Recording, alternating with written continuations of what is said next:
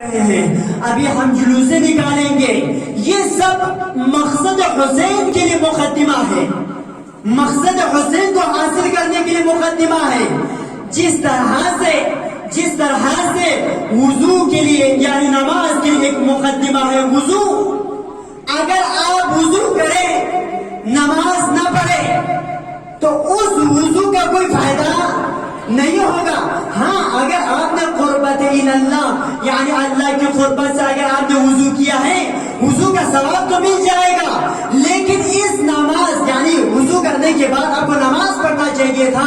آپ نے نماز ہی نہیں پڑھا تو آپ کی نماز نہ پڑھنے کی وجہ سے آپ کو جو وضو کر کے ثواب مل گیا تھا وہ وضو کا ثواب کیا ہو جاتا ہے؟ آٹومیٹک حد ہو جاتا ہے، ختم ہو جاتا ہے، مٹ جاتا ہے. انسان اچھا کرے گا نا، انسان اگر اچھا کرے گا تو یہ اچھائی گناہ کو بھی مٹا دیتا ہے. جب انسان برا کرتا ہے نا یہ برائی ہمارے ثواب کو بھی مٹا دیتا ہے. وضو کیا تھا، ثواب حاصل کیا تھا، لیکن نماز ہی نہیں پڑھا تو کیا اللہ ہم سے راضی ہوں گے؟ بالکل نہیں.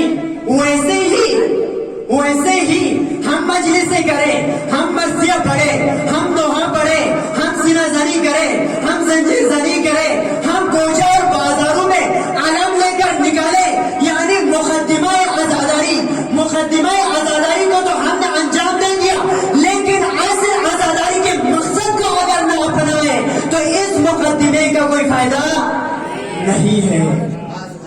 عزیزان گرامی، آپ نے مقدمہ نماز کو انجام دے دیا، وضو کر لیا، لیکن آپ نے نماز نہیں پڑھا. اس کو نمازی نہیں کہا جائے گا، اس کو نمازی نہیں کہا جائے گا.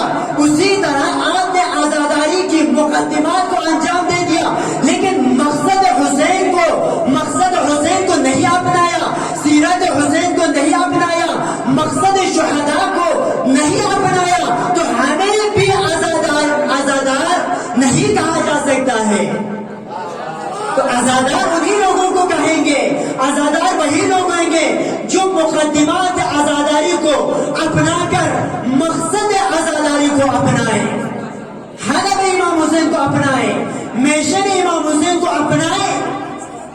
وہی حقیقتاً کیا ہے؟ عزادار ہے.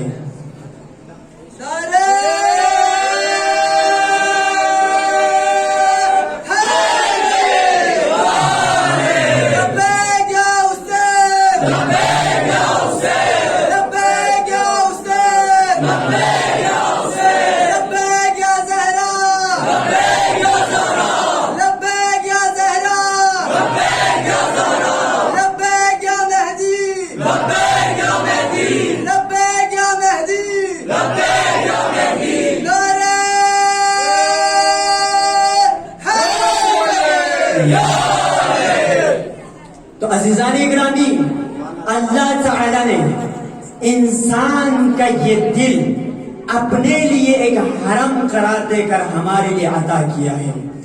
ہمارے اندر ایک دل ہے، یہ دل اللہ کا حرم ہے. جب اللہ نے انسان کو بنایا تو احسن طریقے سے بنایا، تمام نقائص سے دور رکھا، تمام کثافت سے دور رکھ کے معصوم بنا کر انسان کو بنایا، صحیح و سالم بنایا، اسلام کی فطرت پر بنایا، اور ہمارے اس دل کو اپنا حرم قرار دے کر بنایا. امام جعفر صادق علیہ السلام ارشاد فرماتے ہیں القلب حرم اللہ فلا تسکن حرم اللہ غیر اللہ، یعنی تمہارا یہ دل اللہ کا حرم ہے، اس حرم میں اللہ کے سوا کسی اور کو جگہ نہ دے. یہ دل اللہ کا حرم ہے، اس دل میں اللہ کے سوا کسی اور کو جگہ نہ دے. یعنی اللہ کا حرم ہے کیا کہنا چاہتا ہے؟ اللہ کا گھر ہے کیا کہنا چاہتا ہے؟ آیا اللہ کو گھر کی ضرورت ہے؟ آیا اللہ اتنا چھوٹا ہے کہ ہمارے دل میں آ جائے؟ عزیزان گرامی، اللہ کے گھر سے مراد اللہ بیٹھنے کی جگہ نہیں ہے، بلکہ حرم الہی سے مراد یہ ہے کہ اس میں یاد خدا رہے، ذکر خدا رہے، خوف خدا رہے، اہل بیت کی محبت رہے، علی کی محبت رہے، قرآن کی محبت رہے. اگر ہمارے اس دل میں اللہ کی محبت ہے، قرآن کی محبت ہے، اہل بیت کی محبت ہے تو یہ دل حرم اللہ ہے. اس دل کو حرم اللہ کہا جاتا ہے. اگر ہمارے اس دل میں اللہ کے سوا کسی اور کو بٹھایا، قرآن کے سوا کسی اور کو بٹھایا، اہل بیت کے سوا کسی اور کو بٹھایا، تو یہ دل انسان کا دل نہیں رہتا ہے۔ جب یہ دل انسان کا نہیں رہتا ہے، یہ انسان نہیں رہتا ہے، بلکہ اس انسان کو انسان بھی نہیں کہا جاتا ہے، قرآن تو انہیں تو مردار کہا جا رہا ہے۔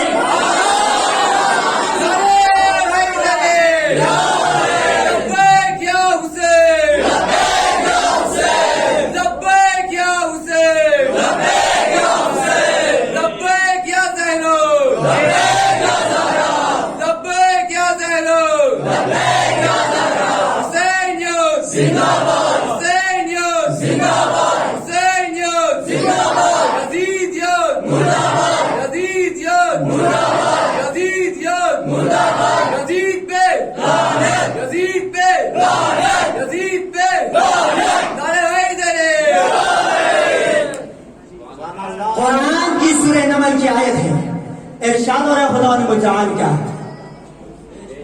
انکا لا تسمع الموتى، انکا لا تسمع الموتى ولا تسمع الصم الدعاء اذا ولوا مدبرین۔ یا پیغمبر آپ مردوں کو ہدایت نہیں کر سکتے ہیں، آپ بہروں کو ہدایت نہیں کر سکتے ہیں۔ اس دن عرض ہوا نا، جن کو اللہ نے پاکیزہ دل دے دیا تھا، سمجھنے والا دل دے دیا تھا، معرفت الہیہ حاصل کرنے کے لیے انہیں دل عطا کیا تھا، لیکن انہوں نے جب اپنے اس دل سے کام نہیں لیا تو یہ لوگ کیا ہے؟ گونگے ہیں، یہ لوگ کیا ہے؟ اندھے ہیں، بلکہ اندھے گونگے چھوڑو، بلکہ یہ لوگ حیوان ہیں، اور حیوان سے بھی بدتر ہے۔ یہ آیت آپ لوگوں کو سنا دیا۔ یہاں پر اور ایک آیت پر خدا متعال کیا فرما رہا ہے؟ یا پیغمبر آپ مردوں کو سنا نہیں سکتے ہیں، آپ بہروں کو سنا نہیں سکتے ہیں، بہروں تک اپنی آواز نہیں پہنچا جا سکتی ہے۔ یا پیغمبر جب یہ لوگ آپ کو پیٹ پھیر کر بھاگ جائے، جب یہ لوگ آپ کو پیٹ دکھا کر بھاگ جائے، چلے جائے، ایسے لوگوں کو سنا نہیں سکتے۔ تو قرآن کی آیت بتا رہا ہے، یعنی جو بھی قرآن سے دور جائے، اہل بیت سے دور جائے، رسول اللہ سے دور چلا جائے، یہ لوگ مردے ہیں، یہ لوگ گھومے ہیں، یہی لوگ بہرے ہیں، اب انہیں ہدایت کر کے کوئی فائدہ نہیں ہے، ان پر کوئی اثر نہیں ہوتا ہے۔ قرآن مجید میں فرما رہا ہے، عزیزان گرامی، اب ہمیں پتہ چلا جب انسان کا ایمان چلا جاتا ہے یہ انسان گونگا ہو جاتا ہے، جب ایمان چلا جاتا ہے یہ انسان بیمار ہو جاتا ہے، جب ایمان چلا جاتا ہے یہ انسان گونگا بہرا اندھا ہو جاتا ہے، بلکہ یہ انسان کیا ہو جاتا ہے؟ مردہ ہو جاتا ہے۔ اس کی جسم نہیں مر جاتی ہے بلکہ اس کی روح مر جاتی ہے۔ عزیزان گرامی، عزیزان گرامی، یعنی جسم کے مردہ ہونے سے خطر ہے روح کا مردہ ہو جانا۔ اگر جسم مردہ ہو جائے، جسم مر جائے، اس کی صرف دنیا چلی جائے گی، لیکن اگر کسی کی روح بیمار ہو جائے، اگر روح مر جائے، ہم اس کی دنیا بھی چلی جائے گی، ہم آخرت بھی چلی جائیں گے۔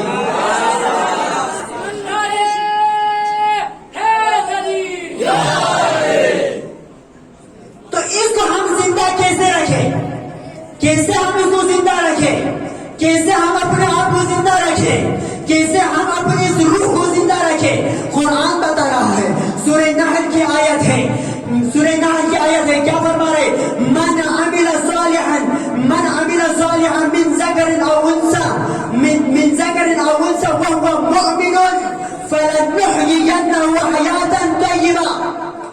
من عمل صالحا یعنی اب زندہ رکھنے کے لیے عمل کی ضرورت ہے۔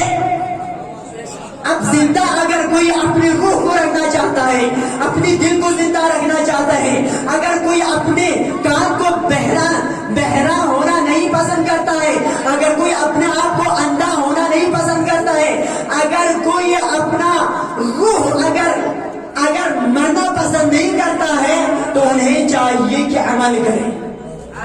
عمل ہی ایک ایسی شے ہے، عمل ہی ایک ایسی چیز ہے، کوئی ایک ایسی رزق ہے جو آپ کی روح کو زندہ رکھ سکتے ہیں. تو ہمیں عمل کرنا پڑے گا. کیا کہا قرآن مجید نے؟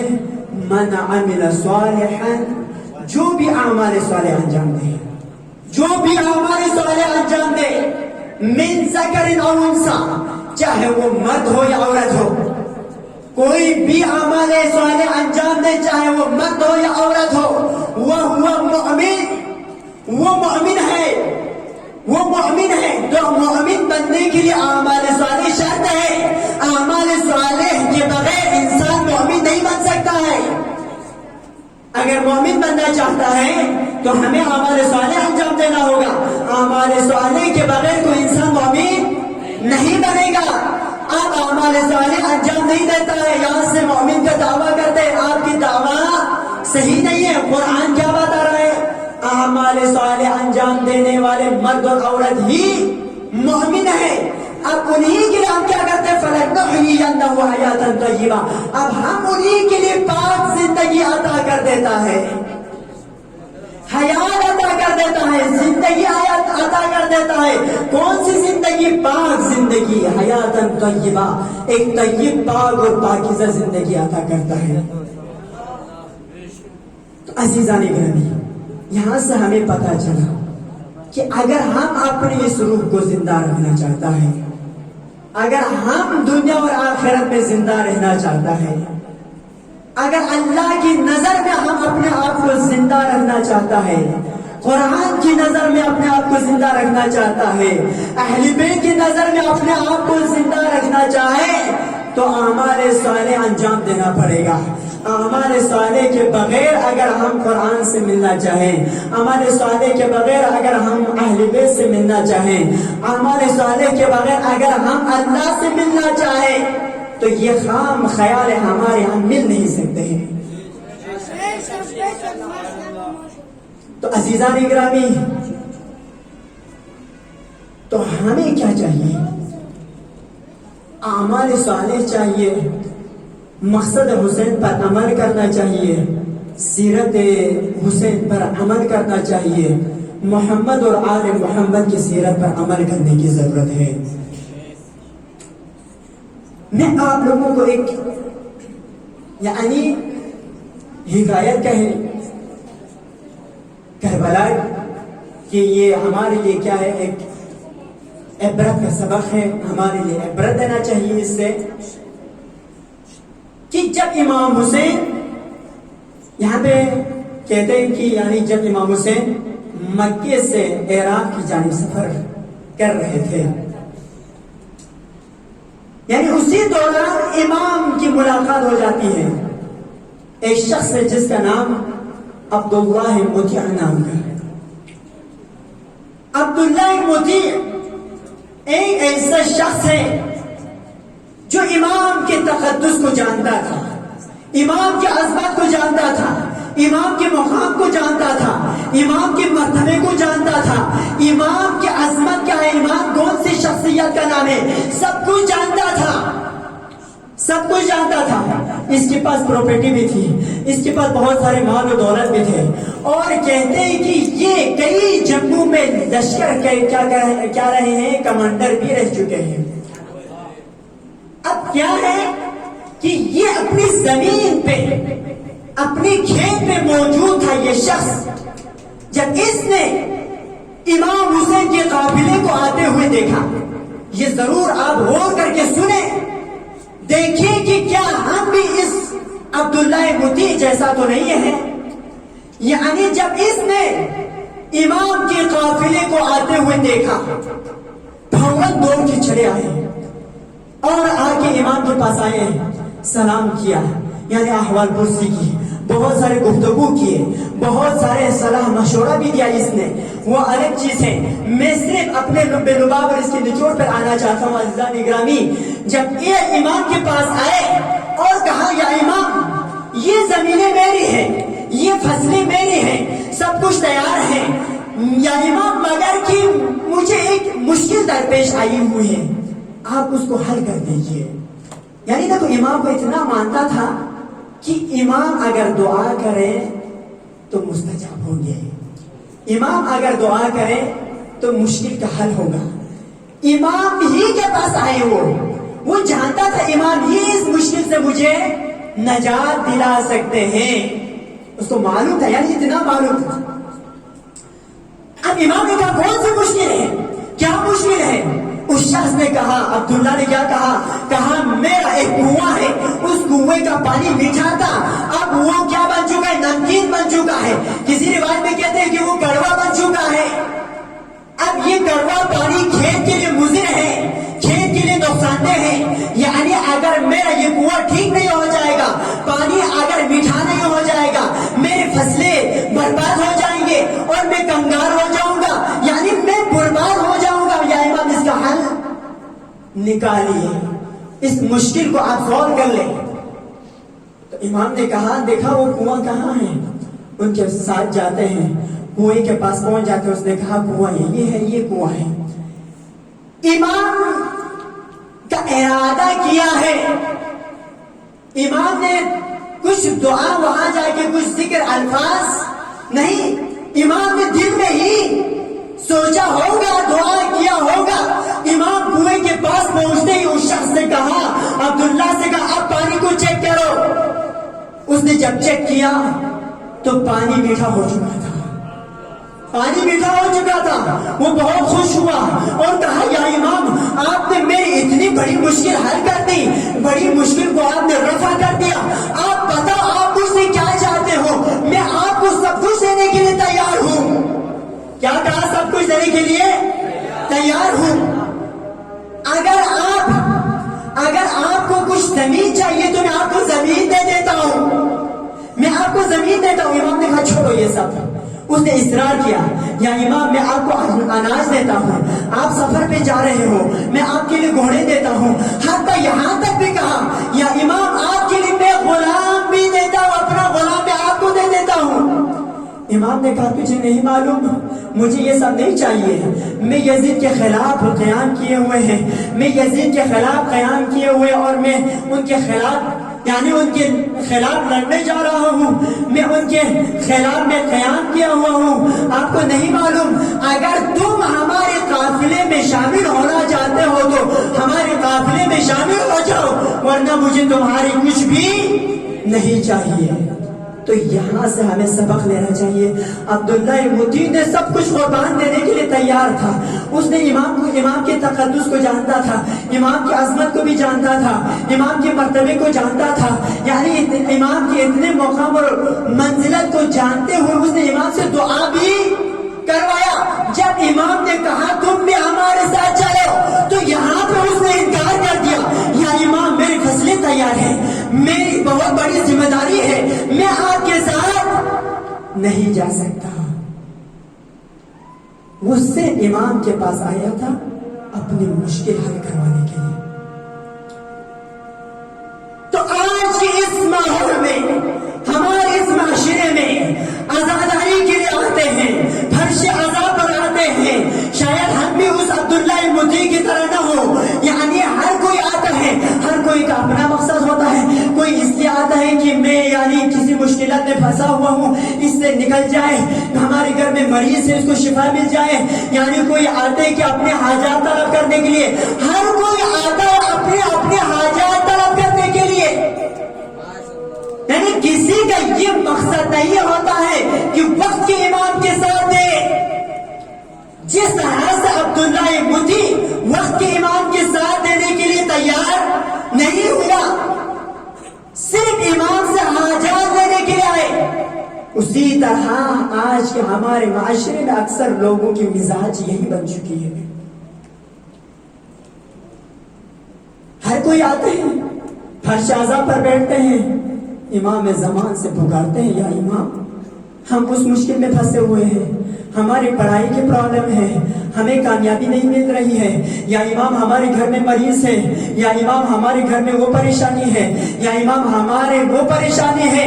اپنی تمام پریشانیوں کو دکھاتے ہیں، اپنی تمام حاجتوں کو امام سے لیتے ہیں. ہاں یہ غریب گھرانہ کے ہیں اس لیے ہماری حاجتیں تو پوری ہو جاتی ہے، لیکن ہم امام سے یہ نہیں پوچھتے ہیں یا امام آپ کے ظہور ہونے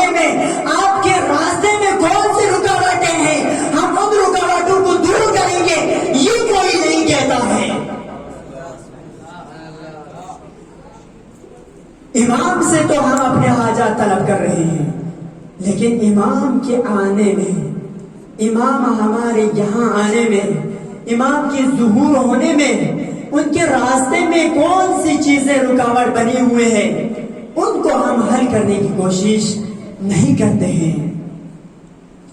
عزیزان گرامی، اسی سے ملتا جلتا اور ایک واقعہ بھی ہے کہ نیمہ شعبان کے ایام میں، نیمہ شعبان کو مسجد جمکران میں بہت سارے لوگ بیٹھ کے فریاد کر رہے ہیں، یعنی بہت سارے لوگ فریاد کر رہے تھے، رو رہے تھے، چلا رہے تھے، امام زمان کے نام لے لے کر چلا رہے تھے۔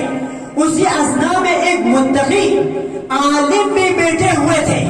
اس عالم نے امام زمان سے فریاد کیا، یا امام، آپ کے چاہنے والے اتنے سارے ہیں، آپ پر فریاد کرنے والے اتنے سارے ہیں، آپ کو بلانے والے اتنے سارے ہیں، تڑپ تڑپ کے آپ کو بلا رہے ہیں، آپ کیوں تشریف لے کے نہیں آتے ہیں؟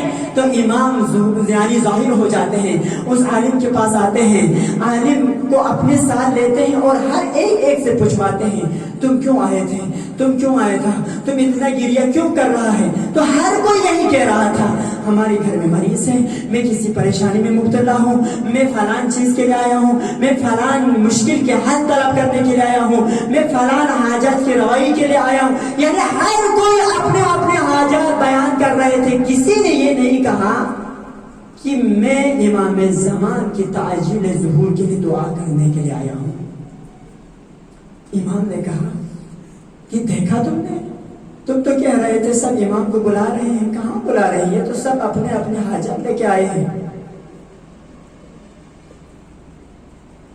تو آج کل ہماری بھی یہی ہے، ہماری بھی مزاج یہی ہے کہ امام زمان کو بلانے والے کب ملیں گے؟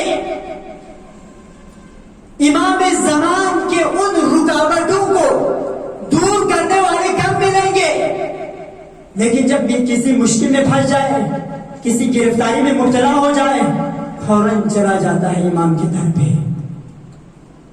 پھر بھی امام ہمارے مزاج کے نہیں ہے، امام ہماری طرح نہیں ہے، کریم گھرانہ کے اس لیے عطا کر دیتا ہے۔ تو عزیزان گرامی، ہر کوئی یہی کہتا ہے، ہر کوئی کسی کا تمنا یہی ہوتا ہے، کاش ہم کربلا میں ہوتے تو ہم اپنی جانوں کو امام حسین پہ قربان کر دیتے، پھلا کر دیتے۔ یہی ہر کوئی تمنا کرتے تھے نا، یہی تو ہر کسی کے دل میں آتے تھے، کاش میں بھی کربلا میں ہوتا۔ عزیزان گرامی، آپ کو کاش کہنے کی ضرورت نہیں ہے، آپ کے سامنے اور ایک امام حسین ابھی اس دنیا میں ہے، اور ایک امام ہمارے پاس ہے۔ اس امام کے سپاہیوں میں شامل ہو جانے کے لیے فریاد کریں، تمنا کریں۔ اس امام کو اس دنیا میں لانے کے لیے ہمیں کیا کرنا ہے، کون سے اعمال کرنا ہے، کس چیز کی تیاری کرنا ہے، ہمیں ان تیاریوں کو کرنا ہوگا، ہمیں ان کاموں کو کرنا ہوگا۔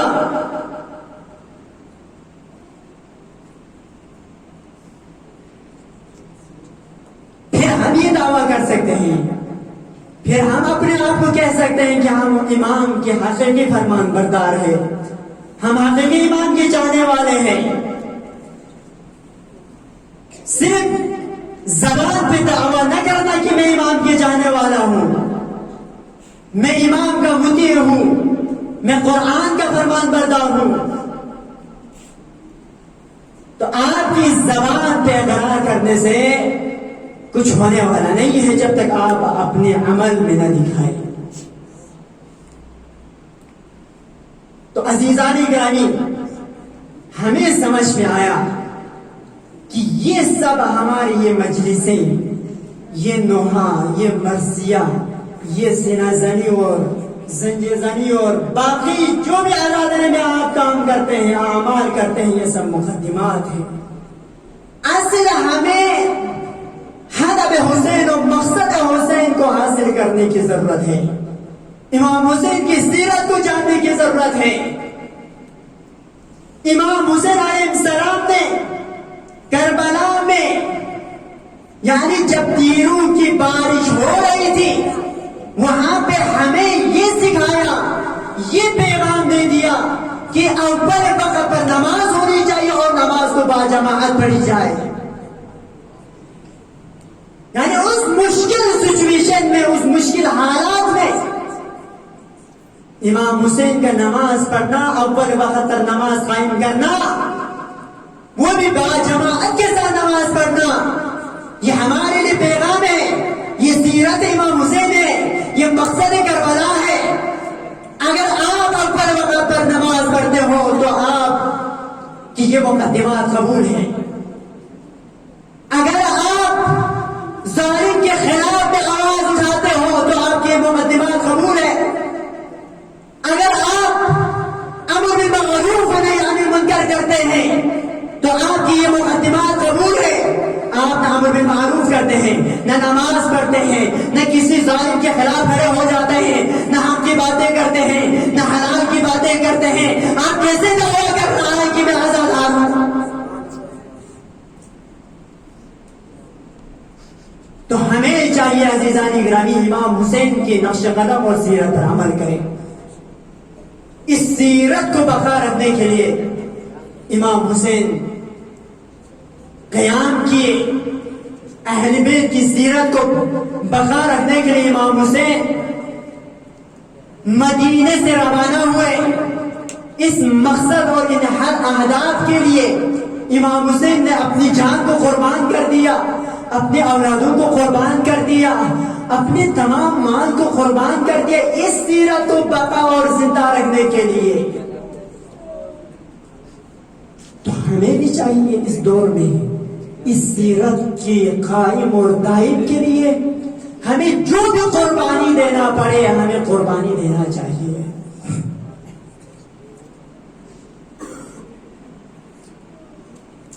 آئیے عزیزان گرامی، زیادہ وقت نہ لیتے ہوئے